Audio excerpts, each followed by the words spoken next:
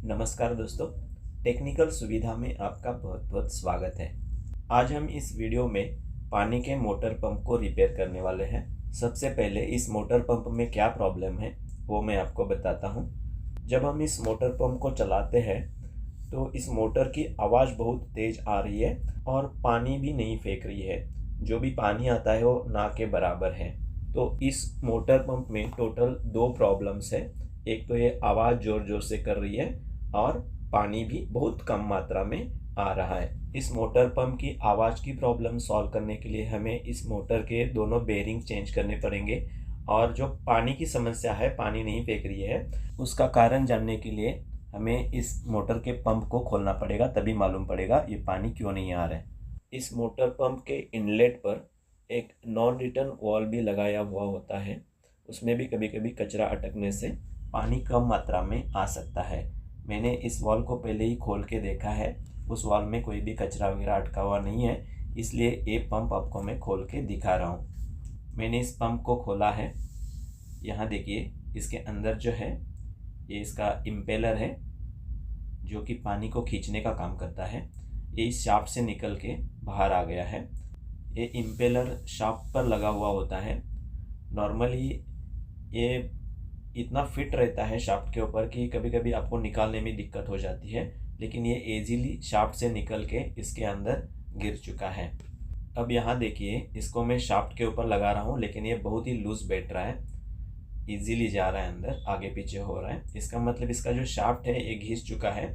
इसकी वजह से ये इम्पेलर लूज होके बाहर निकल चुका है। अभी आप इस इम्पेलर को भी देख लीजिए।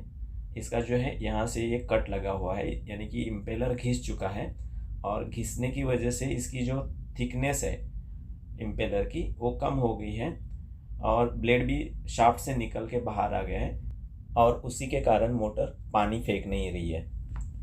तो अब हमें क्या करना है, इस मोटर को खोल के इसके अंदर का जो रोटर है उसको बाहर निकालना है और उसका जो शाफ्ट घिस चुका है उसको रिवर्क करना पड़ेगा। और इस साथ ही साथ इस मोटर के जो दो बेरिंग्स है जिसकी वजह से मोटर आवाज़ कर रही है, वो दोनों बेरिंग्स भी हमें बदलने हैं। दोस्तों, इस वीडियो में मैं इस मोटर पंप को किस तरह से रिपेयर करना है ये बहुत बारीकी से समझा रहा हूँ, इसलिए इस वीडियो को बिना स्किप किए देख लेना। और अगर आप मेरे चैनल पे पहली बार हो और अभी तक आपने मेरे चैनल को सब्सक्राइब नहीं किया है तो चैनल को सब्सक्राइब ज़रूर कर लेना और बेल आइकॉन को भी दबा के रखना था कि जब भी मैं ऐसा नॉलेजफुल वीडियो आपके लिए लाता रहता हूँ तब उसका नोटिफिकेशन सबसे पहले आप तक पहुँच जाएगा। मैंने इस मोटर को खोल दिया है। अब हमें क्या करना है, इसका जो रोटर है उसको निकालना है और रोटर निकालने से पहले हमें ये जो है ये वाटर सील है, ये वाटर सील को सबसे पहले निकालना पड़ेगा। वाटर सील को निकालने के बाद इस रोटर को हम बाहर निकाल देंगे ताकि इस रोटर को हम रिवर्क कर सकें। ठीक है, ये जो वाटर सील है, एक बार जब हम इसको निकालते हैं तो दोबारा ये सेम वाटर सील नहीं बिठाना है, क्योंकि निकालते समय कभी कभी ये डैमेज भी हो जाता है। और ये वाटर सील तो मैं ये इस मोटर का हो सकता है पहली बार निकाल रहा हूँ तो ये ऑलमोस्ट ख़राब हो चुका है, तो इसको भी नया ही डाल देंगे हम। ये पुराना वाटर सील हम यूज़ नहीं करेंगे। ये 12 mm का क्लोज टाइप का वाटर सील है। वाटर सील में भी दो प्रकार के होते हैं, ओपन और क्लोज। ये क्लोज वाला वाटर सील है और इसकी साइज़ है 12 mm। ठीक है, तो ये वाटर सील तो निकल गया है। अभी ये रोटर भी बाहर आ गया है। ठीक है, और ये बेरिंग जो है ये बेरिंग भी हमें बदलना है। ठीक है, तो दो बेरिंग्स बदलने हैं और ये वाटर सील भी हम नया डालने वाले हैं। और ये जो रोटर है इसको मैं पहले थोड़ा सा पेपर से साफ़ करके दिखाता हूँ। उससे पहले ये जो वाटर सील का एक पार्ट अंदर रह गया है उसे भी निकालना है। ये देखिए, अभी पूरी तरह से वाटर सील बाहर आ गया। अब ये जो बेरिंग है, ये बेरिंग इस तरह से ठोक के निकालना है।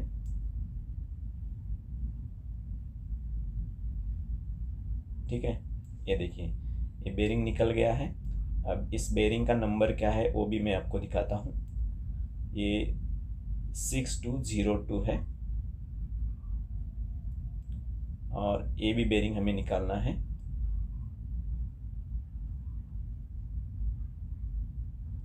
इसका नंबर मैं आपको दिखाता हूँ। ये सेम नंबर का बेरिंग है, 6202 है।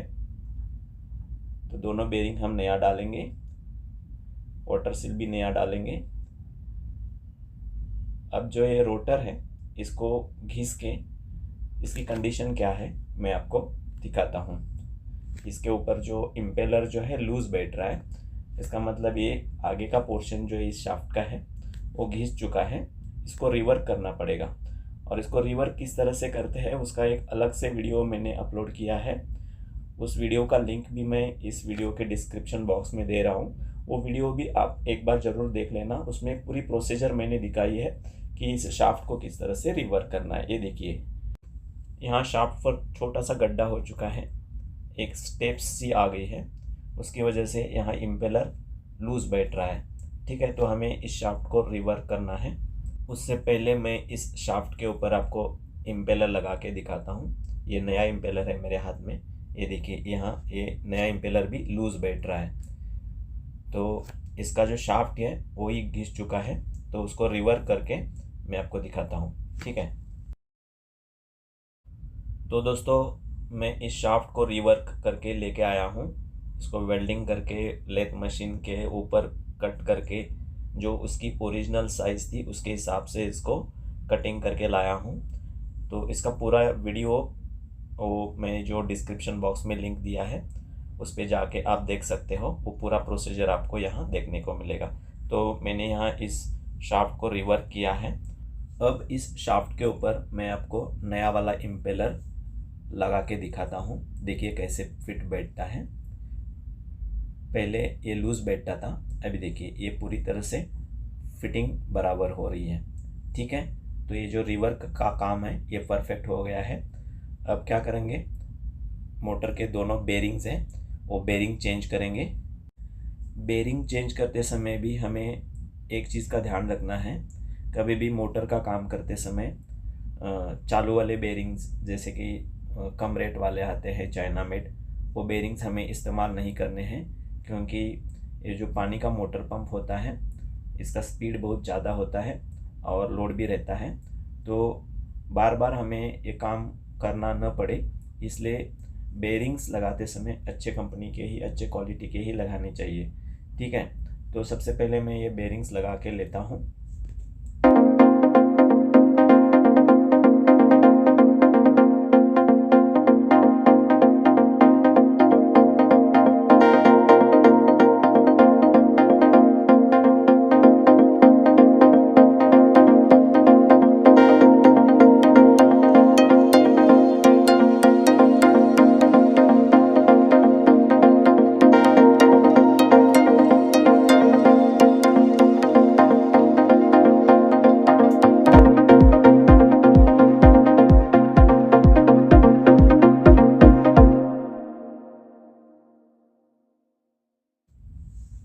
दोनों बेरिंग्स लग चुके हैं। अब क्या करना है, सबसे पहले यहाँ जो वाटर सील हमने निकाला था पुराना वाला, उसकी जगह नया वाटर सील लगाना है। इस मोटर में इसका नंबर है 12 mm क्लोज। ठीक है, तो ये नया वाटर सील है। इसको पहले मैं यहाँ इसको बिठाता हूँ। इसका जो रबर है वो सबसे पहले इस तरह से प्रेस करके लगाना है।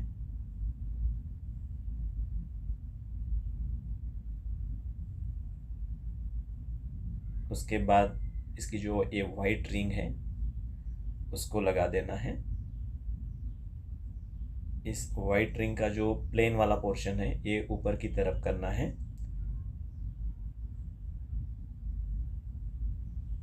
ठीक है, ये दोनों होने के बाद इस शाफ्ट को इस तरह से अंदर पुश कर देना है।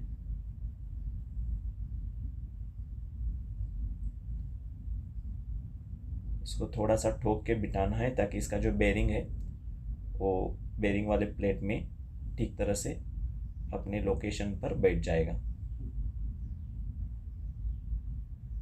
कभी भी शाफ्ट के ऊपर डायरेक्ट हथौड़ी से ठोकना नहीं है, नहीं तो शाफ्ट आगे से थोड़ा सा फूल सकता है।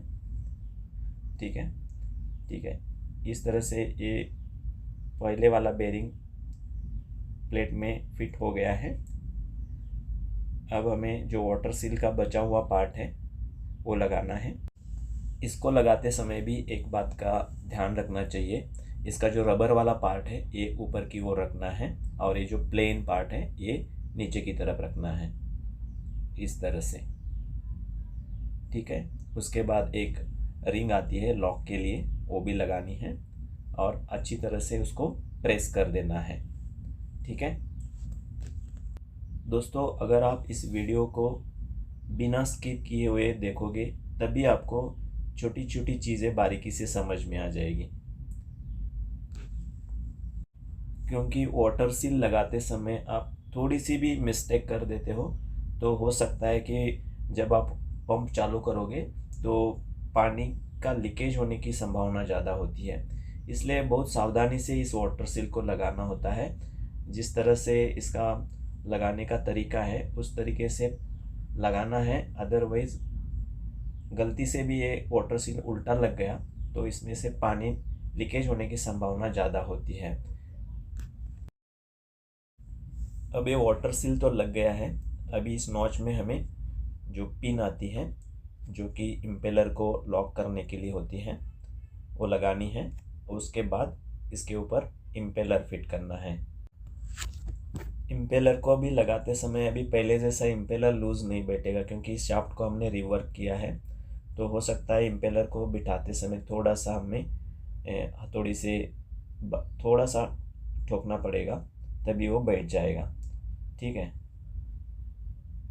इस तरह से हल्का सा हथौड़ी का इस्तेमाल करना है।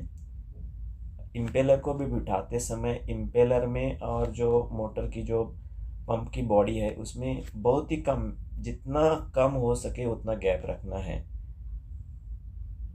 और उसके बाद 1 या 2 बूंद फेविक्विक के भी आप डाल सकते हो, ताकि ये जो शाफ्ट और इम्पेलर है वो ठीक तरह से फिट हो जाए।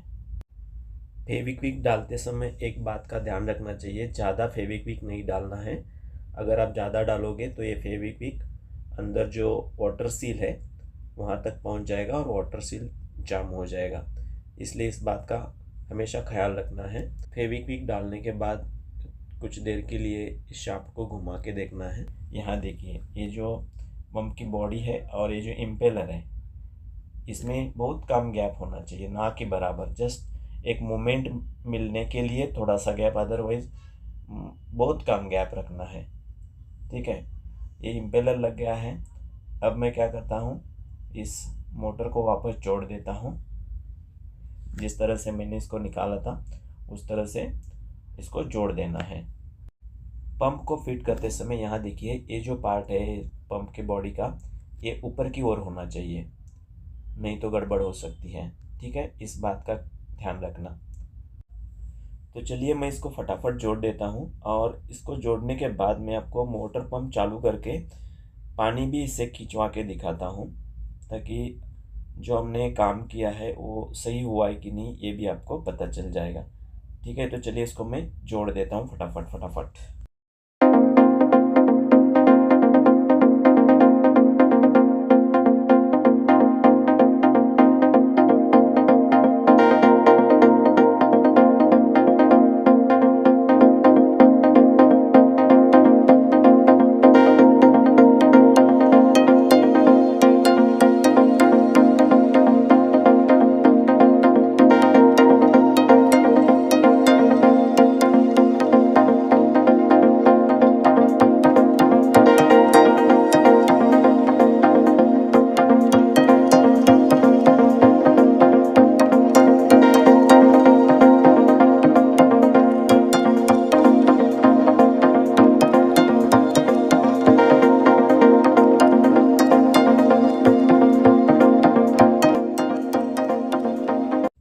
तो दोस्तों मैंने इस मोटर पंप को पूरी तरह से जोड़ दिया है और चालू भी कर दिया है। आप यहाँ देख सकते हो इस मोटर का साउंड भी बहुत स्मूथ हो गया है और पानी भी बहुत प्रेशर से आ रहा है। उम्मीद करता हूँ इस वीडियो से आपको बहुत अच्छी जानकारी मिली होगी। मिलते हैं नेक्स्ट वीडियो में। आपका दिन शुभ हो। धन्यवाद।